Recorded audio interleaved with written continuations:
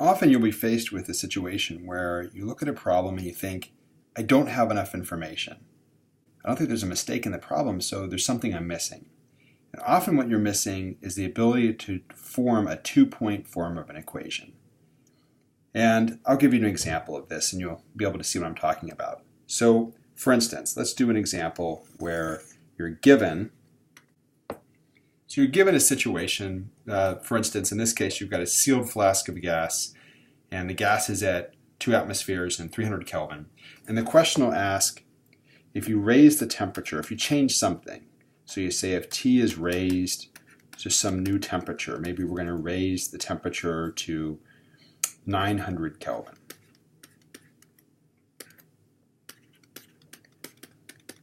What is the pressure at that point? What's the new pressure?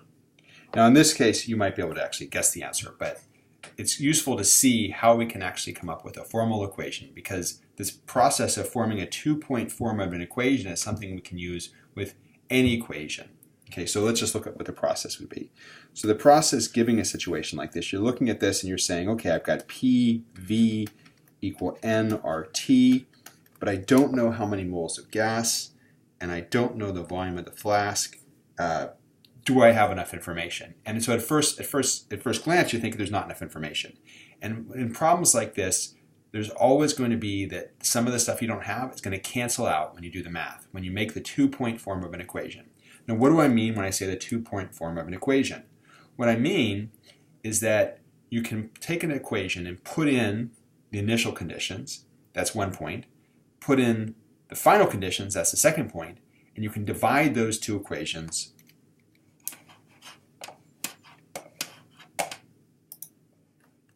You can divide the first equation by the second equation. Why?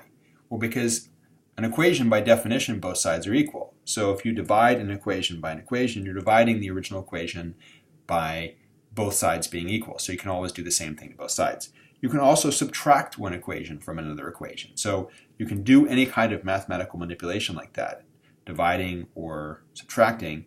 And when you do that, you're typically going to have one of the terms cancel out. So for instance, in this case, we would write the equation with the original conditions. We call it P1 V1 is equal to N1 R1 T1, just because it's all initial. We're going to divide that by the final conditions. We'll say P2 V2 N2 R2 T2.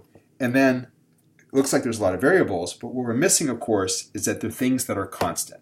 And the things that are constant are things that are typically are going to cancel out or subtract out if you're subtracting equations. So in this case, we look at this and we say, oh, there's only one value of R. R is a constant, it doesn't change, so we've got R. We said the flask was sealed. Well, if it's sealed, a flask isn't flexible, so its volume can't change. If it's sealed, the gas can't go in or out. So we say, oh, that means the V is constant. So sometimes something being constant is not going to be explicitly stated, but there's going to be phrases in the problem like the flask is sealed. Okay, that means the V is constant. So you've got to look for those phrases. All right, what about N? How do we know what N1 and N2 are? Well, once again, the flask is sealed. Gas can't go in or out, so the number of moles of gas can't change. So all these things are constant. So once we realize that those things are constant, we can rewrite this as P1V is equal to nRT1 over P2 nRT2. And once we do that, then we say, oh, of course, I can just cancel these things. nR cancels, and oops, I've forgotten my other V here. Those V's can cancel. So then you look at this and you say, okay, well, I've got three variables. Oh, wait a minute. Out of those three variables, only one of them is an unknown. So you could just solve for your unknown being your P2. So we're going to flip these over, both equations, both sides over, to get P2 over P1 is equal to T2 over T1, and then we'll multiply both sides by P1. So we get P2 is equal to P1, and then we have T2 over T1. And this is the answer. You may have just come to this intuitively and said, oh, okay, if I if I tripled the absolute temperature and everything else stayed the same, I'm going to have to triple the pressure, right? So this is going to be P2 is equal to our original pressure of 2 atmospheres, and then our temperatures were 900 Kelvin and 300 Kelvin, so that's a factor of 3. So I ended up with a pressure of 6 atmospheres. Okay. But going through the math like this allows us to see how we can develop this two-point form of the equation. So the bottom line from this is if you are stuck with a situation like this and you think, there's some parameter I don't know and I don't have, check and see if this two-point form of the equation that you're looking at, whatever equation it is, will get rid of the constant that you don't have, and then you're going to be able to find your answer.